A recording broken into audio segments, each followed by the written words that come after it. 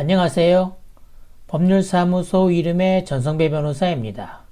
오늘은 유책 배우자의 경우에도 친권 양육권이 인정될 수 있는지가 문제된 사건을 살펴보도록 하겠습니다. 이혼 소송 중 양육권 누가 가져갈까? 친권자, 양육자 지정 기준부터 유책 배우자의 양육권 가능성까지. 유책 배우자라면 양육권도 분리할까? 반드시 그렇지는 않습니다. 친권자와 양육자는 다릅니다. 친권자는 자녀의 법정 대리인으로서 재산관리, 법률행위 대리, 신분상 결정 등에 관여합니다. 양육자는 자녀와 실제로 함께 살면서 의식주와 일상적인 돌봄을 담당합니다. 실무상 같은 사람으로 지정되는 경우가 많지만 자녀의 복리를 위해 분리 지정도 가능합니다. 협의가 되지 않거나 협의 내용이 자녀 복리에 반하면 가정법원이 결정합니다. 법원이 보는 양육권 판단 기준. 내가 더 잘 키울 수 있다는 주장만으로는 부족합니다. 자녀의 성별과 연령, 부모 각자의 애정과 양육 의사, 양육에 필요한 경제적 능력, 부모와 자녀 사이의 친밀도, 자녀 본인의 의사, 특히 만 13세 이상이면 비중이 커지는 경향이 있습니다. 부모가 제시하는 양육 방식의 합리성 및 적합성. 핵심 판례. 이 사건 2008무 3105-3112 판결.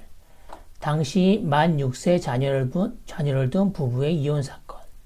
원심은 아내의 가출, 부정행위 등을 이유로 아내를 유책 배우자로 판단했습니다. 아버지를 친권 행사자 및 양육자를 지정하고 어머니에게 양육비 지급을 명령했습니다. 대법원은 이혼, 위자료 판단과 별개로 친권 행사자, 양육자 지정 부분을 파기환송했습니다. 대법원 판단의 핵심, 혼입 판단의 책임과 양육의 부적합은 같지 않다. 유책성을 인정하더라도 누가 자녀를 더 적절하게 양육할지는 별도로 판단해야 합니다. 만 6세 자녀의 연령상 모의 양육이 도움이 될 가능성을 충분히 고려하지 않았습니다. 어머니의 과거 양육 참여가 적었던 이유가 양육 의사 부족 때문인지 아닌지를 제대로 심리하지 않았습니다. 소송 중 자녀가 안정된 환경에서 생활하고 있었던 사정도 충분히 심리하지 않았습니다. 자녀, 부모, 가족 간의 친밀도, 자녀의 의사, 가사조사 간 의견 등을 종합적으로 살펴야 합니다. 양육 개석의 원칙. 이미 안정적으로 양육하고 있는 쪽이 유리해질 수 있습니다. 별거 후 상당 기간 한쪽 부모가 자녀를 평온하게 양육해온 경우 기존 양육 상태의 변경에는 신중한 판단이 필요합니다. 현재 양육 상태의 유지가 자녀의 건전한 성장, 복지에 방해된다는 점이 인정되어야 합니다. 상대방으로 변경하는 것이 현재의 상태보다 자녀 복리에 더 도움이 된다는 점도 중요합니다. 따라서 별거 시점부터 양육권 분쟁을 염두에 둔 대응이 필요합니다.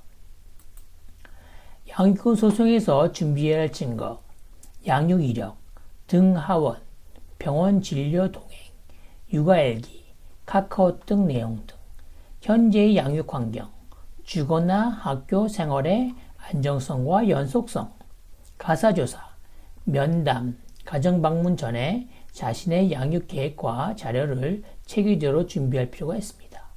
자녀의 의사, 연령과 성숙도에 따라 의견 청취 가능성을 고려해야 합니다. 경제력, 소득 자체보다 실제 양육비 마련과 양육 보조자 지원 계획까지 구체화될 필요가 있습니다. 유책 배우자도 양육권을 받을 수 있나요? 가능합니다. 유책 배우자라는 이유만으로 양육권이 자동 배제되는 것은 아닙니다. 자녀와의 친밀도, 양육 의사, 능력, 실제 양육 환경 등을 종합적으로 판단합니다. 상대방의 유책성이 있다고 해서 양육권이 자동으로 자신에게 오는 것도 아닙니다.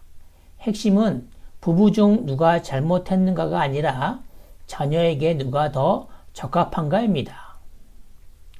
양육권 승부의 핵심, 유책성 공방과 양육 적합성 공방을 분리해서 준비하세요. 누가 실제로 아이를 돌보았는가?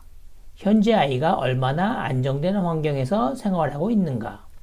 아이와 각 부모의 애착, 친밀도가 어떠한가? 앞으로 누가 더 현실적이고 안정적인 양육 계획을 제시할 수 있는가?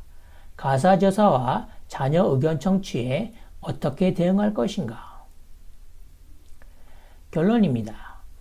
양육권은 부부의 승패가 아니라 자녀의 복리를 기준으로 결정됩니다. 소득이 많다는 이유만으로 또는 상대방이 유책 배우자라는 이유만으로 자동 결정되지 않습니다. 특히 이미 형성된 양육 환경을 어떻게 평가할지가 중요합니다. 별거 초기부터 양육 이력과 현재의 양육 환경을 객관적인 자료로 남기는 것이 중요합니다.